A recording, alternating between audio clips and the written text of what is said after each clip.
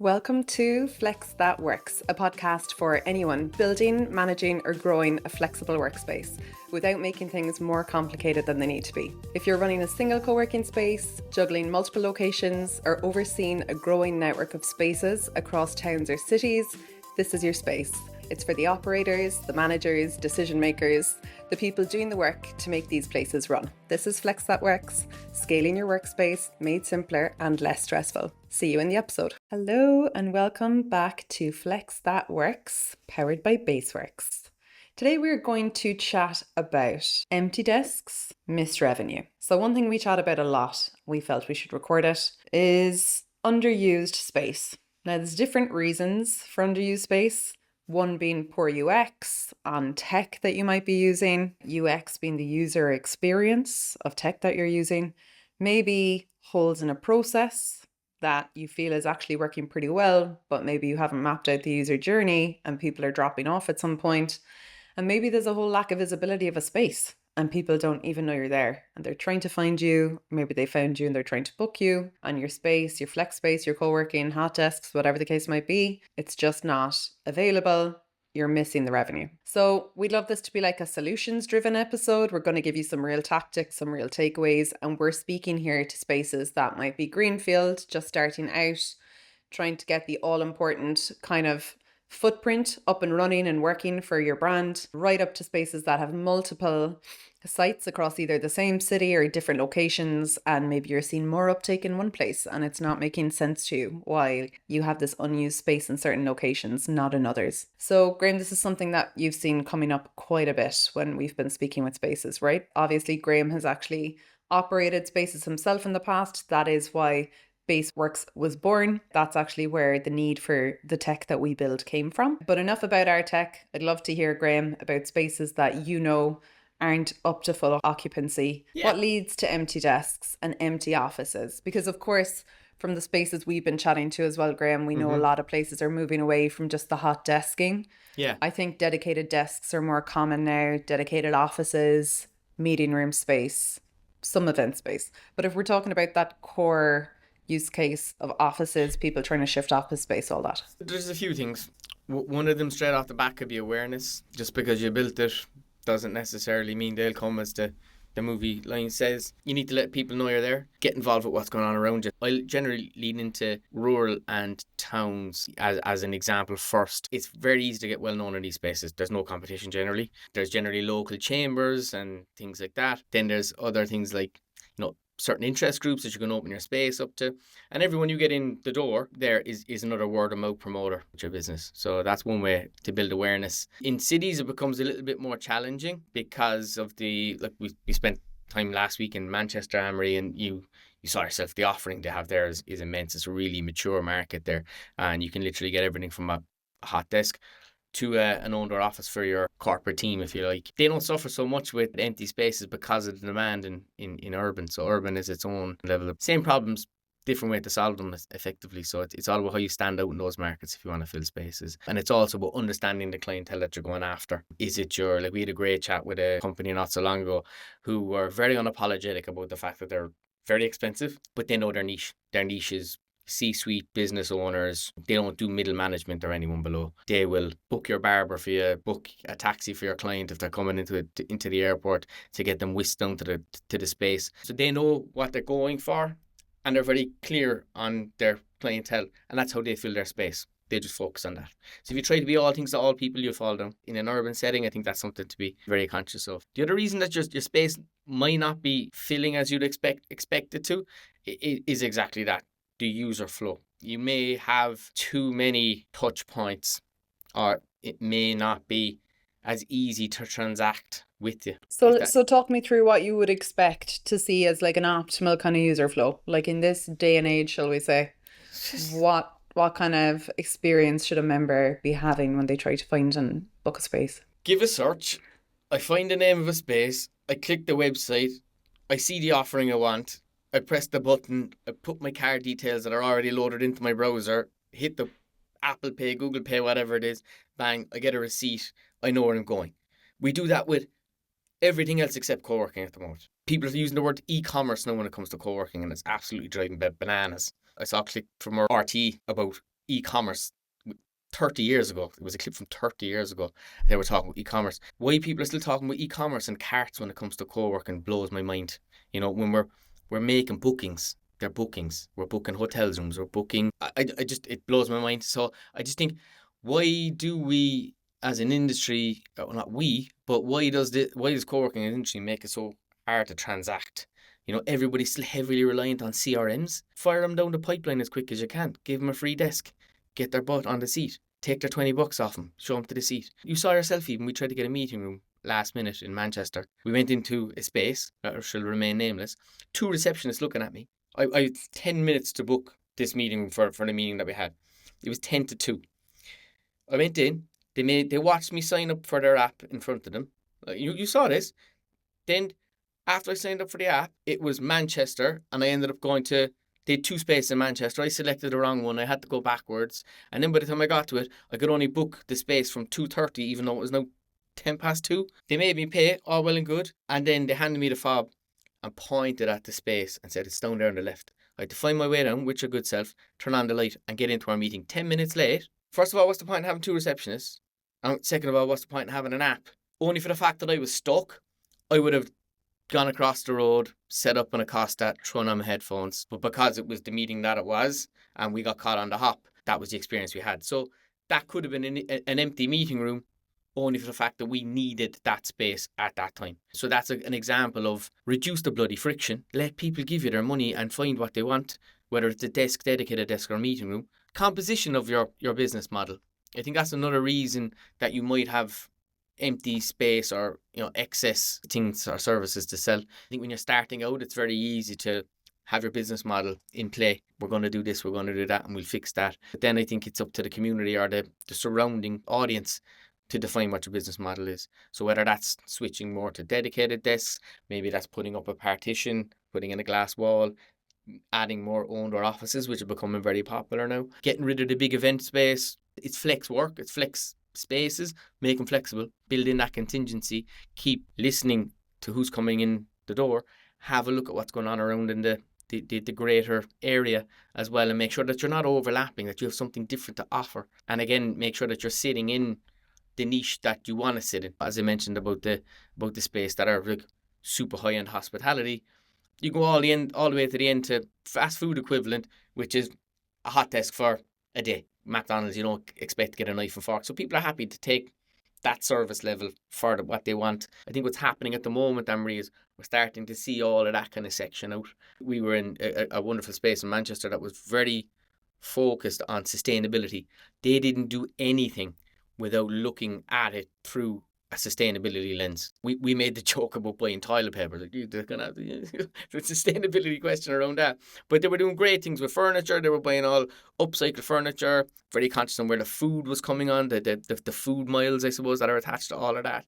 So again, that will appeal to an audience that might want to go to work and feel that they're in a place that's environmentally conscious and aware. So it's an exciting time, as I said, as that the cake kind of gets cut up into certain pieces and the spaces start to tailor themselves to the audience that they want to appeal to. And I suppose the spaces are tailoring themselves based on member behaviour. So from what you're seeing in the market and with our clients, what do you think is changing in the member buying behaviour? Well, there's more of them. First of all, co-working started out. It was the plucky startup, the freelancers, the creatives, these people that worked in Converse, let's just say, Converse on a laptop, were the co-working audience. We're now starting to see the shift of the language. I think co-working is almost getting I don't say bad, but it's almost evolved now into flex work, which seems to be a more acceptable term for bill payers. It's kind of the way I see it, because what you're starting to see now is I'm a corporate, I've had 3 floors with let's say 100 people on each floor. What's happening now is I kind of only need, maybe 1 floor, and I can distribute my team around co-working spaces or flex spaces. And I've been in a space recently enough. Oh, amazing space, really cool. It was a power station in Manchester from like the industrial age, basically been made into co-working space. But again, mostly owned our offices with a little bit of hot desking. And when I talk about composition of business model, that's what I mean. So these guys will give you, the office that you want behind the glass wall. They will paint the room for you, do it up whatever you want. They'll put in the furnishings you want and all that. Because look, you pay for all of that, and that's fair enough as well. But what it gives you as a business owner or a manager is, you know, your staff have a really, really class place to go to work in a city centre. It also gives you variable cost. It's removed that fixed element to an overhead. In a world now where hybrid is such a mainstream word and there's a lot of unknowns about it, that gives you that bit of, well, if it doesn't work, I can just pull them all back to the office, which unfortunately we're seeing a little bit too much of, if I'm honest. That being said, to come back to this space, they'll give you all of that kind of stuff, but then they'll make sure if it's your birthday, there's cake. There's, you know, if you're having a baby shower, there's balloons organised. All that kind of good stuff. So it's almost substituting the social club, or that one person that my days of working in an open plan office, that one or two people that were always about the events, the get-togethers. You know, that now comes as a part of the service package. So I answered the question on that one, or I've gone off on an absolute created rant, a few new ones. What I'm thinking about as well with that is trends in usage. So you've touched on that in terms of like how often, say, you're transacting with a different person. You used to transact with Anne-Marie, who works for Baseworks, whereas, you know, and I might have taken a hot desk for like 2 days in the month and you just see my name pop back up out of your CRM. Whereas, you know, now you're probably dealing with whoever pays the invoices at Baseworks, and Anne-Marie's got a dedicated desk and she comes and goes a couple of times in the month. Yeah. And then, you know, if there's 2 or 3 of us in a city, you see an office that belongs to Baseworks. And I think that's probably much more common now, because the Converse and the laptop never needed a space. And I think we've even moved beyond that. This is probably something that's been happening already over a couple of years, but places are, I'm just seeing this gap when we're chatting with people. You know, some people are so, I suppose, spaces can only be guided, like you touched on at the start, by where they're located and what the behaviour of people is in those areas. And I can see how it could be a challenge to stay on top of what the market's doing and also lead a little bit, you know, and try to guide it. Because how does an operator know, especially if they're not based in a location, if you've got like 8 locations and maybe you've got some rural, some urban, how do you make a call on when you need to change the composition of your business, when that space needs to be shaken up because that occupancy isn't coming through for too long? You know what I mean? Like, what are the markers? And you decide it's time to make a pivot, particularly when things are changing so much as to what companies are doing with the back to the office and the flex work and all of that, you know? And how can tech support? It's like any business, Emery, you know, when you get to a certain point, you've reached a certain place, you need to ask yourself, how could I be getting more out of this asset, essentially? How could I be providing more value to people that are willing to give me more money? In some instances, now we don't do hot desking. It's too much hassle. Yeah, because you have to do 15 emails and confirmations, and then you have to do the invoice when they're about to leave or when they arrive. So of course it's going to be a lot of hassle. If it's done right, you can charge, like in Dublin, they're charging 45, 50 euros a day. So, and that is, if you look at a user journey and like any progression of loyalty from a customer, it's unlikely somebody's going to come in off the street and take an office, but they probably will come in off the street and take a desk. So having those 15, 20 desks in the lobby is something those bigger brands that we've been chatting to are all retaining. Yeah. Even though they're monetizing the space as offices, they're all leaving some space dedicated to hot desking, simply to give that lower ticket offer to get people in the door and get people experiencing the space. It's a lower ticket offer for sure, but if you were to do it on a pro rata basis, it's actually quite expensive. So I know in Ireland that the average hot desk in the country is about 24 euros a day. And I know that the average dedicated desk for a month is about 250, 280 a month. So you're kind of talking 10x. You know, I think if you divide that by 30 days, if you divide that by 20 days, that you can see how hot a day of hot desking is actually more expensive. Another wide open goal here is meeting rooms. Any workspace I'll go into, I genuinely don't see meeting rooms being, I don't see them being rinsed or wrung for as much value as they can, as you can get out of them. And the thing is, in this sense, your competitor for your meeting room space isn't the co-working space up the road, the hotel lobby up the way that has a knee-high coffee table and has people's laptops and stuff all over the place. It's the coffee shop that has decent Wi-Fi. That's your competitor. You kind of need to understand that people don't want to go to these places to have meetings. they want to have, and they're so distributed now. If you can let them know there's a nice place set for proper, good, focused work, that has a value in it. And I think you need to, again, make that as frictionless as possible. How many times have you gone, oh, that was handy, we'll do that again, lads, will we?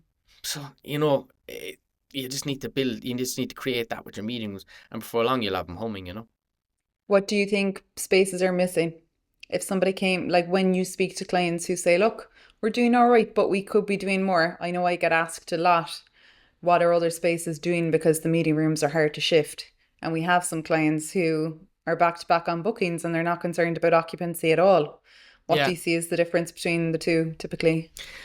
To be honest, I think it's down to management. I think it's down to having a good audit of what we have here, what we're doing well, what we could be doing more of. They just need to sit down and assess what they could be shifting, what time they could be How selling. do you do that though? If you're just in your own space all the time, do you think tech can support? Absolutely.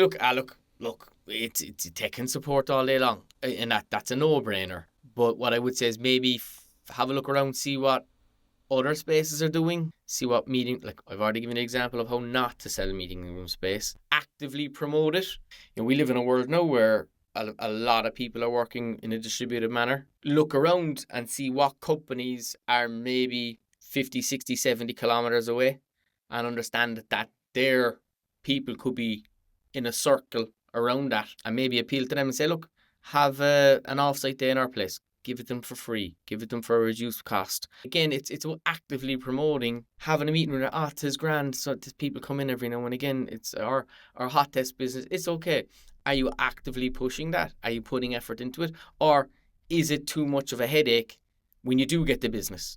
And again, that comes back to the conversation that we have about processes. If your processes are tight, you have time to promote, and it's just, you just create it. Let's just get it going. I think you kind of need to sit down and look at every service that you are selling and ask yourself, could we be doing more of that? The flex work market and industry is one I have to say is a strong element of kind of camaraderie.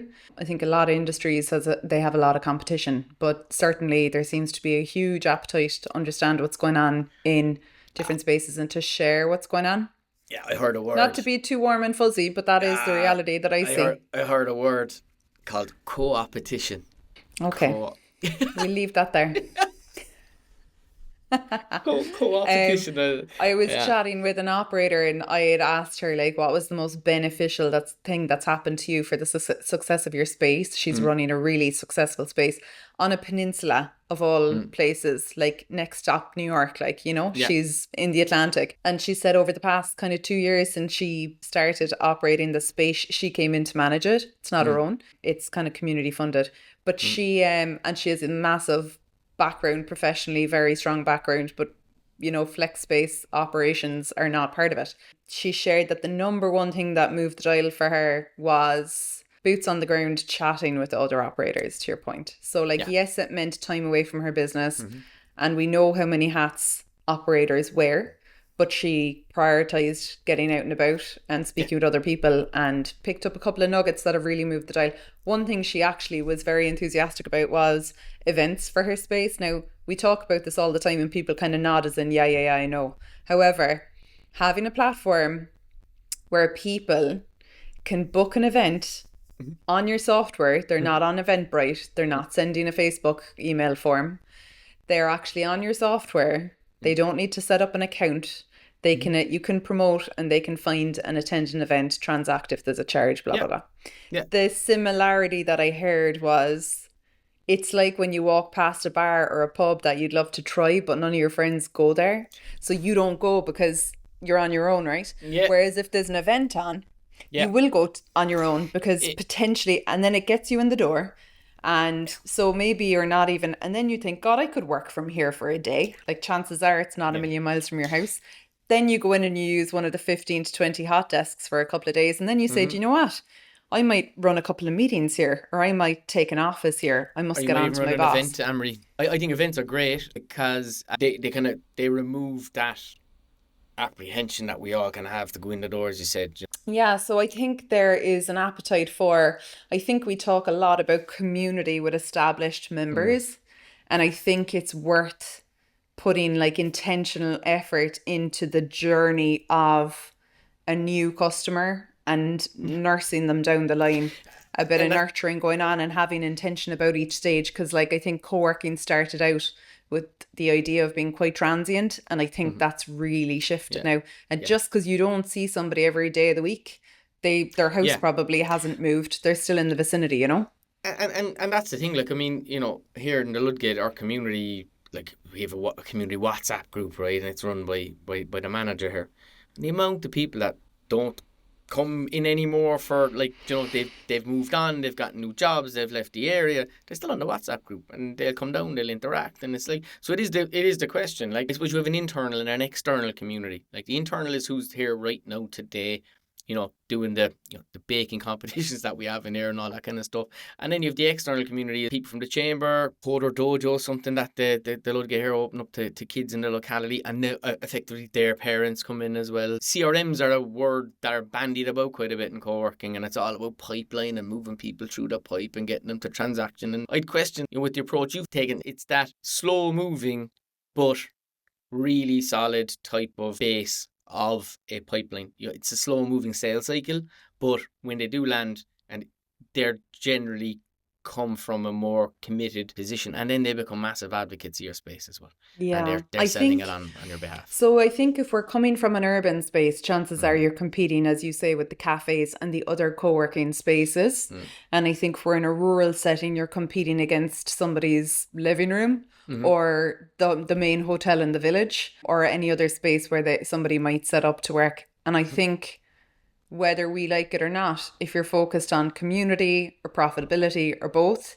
Mm-hmm. everyone is to a certain extent in sales. And if Yeah. you're looking at occupancy Mm-hmm. and getting your space nice and full and a strong Mm-hmm. pipeline of Mm-hmm. bookings, it's important to have visibility over the process that you're offering Yeah. to people who you wouldn't count Mm-hmm. as being in that inner circle of your Yeah. community just yet, and having a real view on what's happening for those people, be it what are you offering them, how Mm-hmm. can they interact with you, and then when it comes to practically, so if you're offering them events and hot desks, how do they access it, how do Mm-hmm. they find it, how do they book it, what's their Mm-hmm. experience like after they've been, do they get a little Yeah. email through the platform to say thanks a mil, do you want to book a desk, here's a link, so the next time they're walking past the door and they think geez I'll hop in there for a meeting room, they can just click a link and book and off they go, because that exists, that's Yeah. actually out there. Mapping out the steps and being very, because oftentimes we have this kind of idealistic idea about the Mm-hmm. service that we're offering to Yeah. people, but if people aren't walking in through the door, we have to get really real with ourselves about what we're actually offering and how it's landing, you know?